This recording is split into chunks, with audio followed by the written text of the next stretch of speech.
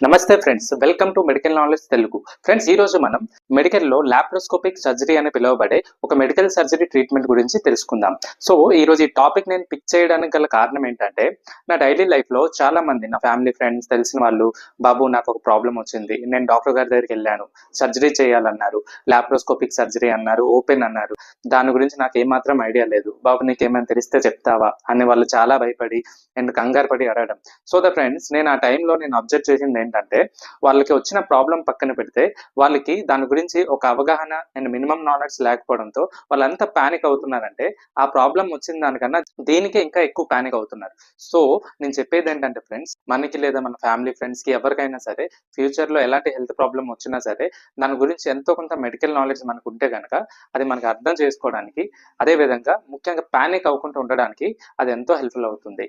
So the reason, అటువంటి వాళ్ళ కోసమే ఒక అవేర్నెస్ టైప్ లో ఎంతో కొంత నాలెడ్జ్ ని తెలియజేయాలన్న ఉద్దేశంతోనే ఈ ఛానల్ అన్నది స్టార్ట్ చేయడం జరిగింది. సో మీరు ఫస్ట్ టైం విజిట్ చేసి ఈ ఛానల్ అన్నది చూస్తుంటే గనక దయచేసి ఈ ఛానల్ ని సబ్స్క్రైబ్ చేసుకోండి. ఎందుకంటే ఇలాంటి వీడియోస్, అవేర్నెస్ వీడియోస్ అండ్ ఇలాంటి కంటెంట్స్ అందరికి రీచ్ అవ్వాలంటే మీ సపోర్ట్ నాకు ఎంతో అవసరం. So please try to do subscribe. ఇప్పుడు మన టాపిక్ లోకి వెళ్తే, అసలు ఈ లాప్రోస్కోపిక్ సర్జరీ అంటే ఏంటి? లాప్రోస్కోపిక్ సర్జరీ అంటే ఒక స్పెషల్ ప్రొసీజర్. నార్మల్ సర్జరీతో పోలిస్తే అంత కట్ చేయాల్సిన అవసరం అయితే దీనికి ఉండదు, అంత పెద్ద ఇన్సెషన్ అయితే అవసరం ఉండదు ఈ సర్జరీకి. అయితే ఈ లాప్రోస్కోపిక్ సర్జరీ అనేది మినిమల్ ఇన్వైసివ్ అవుతుంది. ఈ సర్జరీ చేసేటప్పుడు మన డాక్టర్స్ చాలా చిన్న చిన్న కట్స్ మాత్రమే చేస్తారు. అదెంతంటే హాఫ్ ఇంచ్ కన్నా తక్కువ ఉంటుంది. మరి ఈ సర్జరీ ఎలా చేస్తారు? అయితే ఈ సర్జరీ చేయడానికి ఒక ముఖ్యమైన టూల్ అనేది లాప్రోస్కోపిక్ ఎక్విప్మెంట్. ఇది ఒక సన్న ట్యూబ్, దాని ముందు ఒక కెమెరా అండ్ ఒక చిన్న లైట్ ఉంటుంది. అయితే దీని సాయంతో ఏదైతే హాఫ్ ఇంచ్ కట్ చేస్తారని చెప్పాను కదా, ఆ కట్ లో నుంచి డాక్టర్స్ శరీరం లోపలికి పంపించి ఒక బయట నుంచి ఒక పెద్ద స్క్రీన్ తో చూస్తారు. అయితే లోపల నుంచి ఏదైతే ఆ ట్యూబ్ పెడతారు కదా, అది బయట ఉన్న స్క్రీన్ లోకి అది క్లియర్ విజువలైజేషన్ చూపిస్తుంది. దీని ద్వారా డాక్టర్స్ చాలా ఈజీగా లోపల అనేది సర్జరీ అనేది చేయగలరు. అయితే ఈ లాప్రోస్కోపిక్ సర్జరీ ద్వారా పేషెంట్స్ కు చాలా లాభాలు ఉంటాయి. అవేంటంటే మనం ఇప్పుడు తెలుసుకుందాం. అయితే ఈ సర్జరీకి కట్స్ అన్నది చాలా చిన్నగా ఉంటది. అది చెప్పాను కదా, హాఫ్ ఇంచ్ కన్నా తక్కువ ఉంటుంది. అండ్ ఈ సర్జరీ తర్వాత పెయిన్ అన్నది చాలా తక్కువ ఉంటుంది. దీని ద్వారా సర్జరీ అయ్యాక త్వరగా రికవరీ అవ్వడానికి మరియు త్వరగా మన పని మనం చేసుకోవడానికి చాలా సహాయపడుతుంది.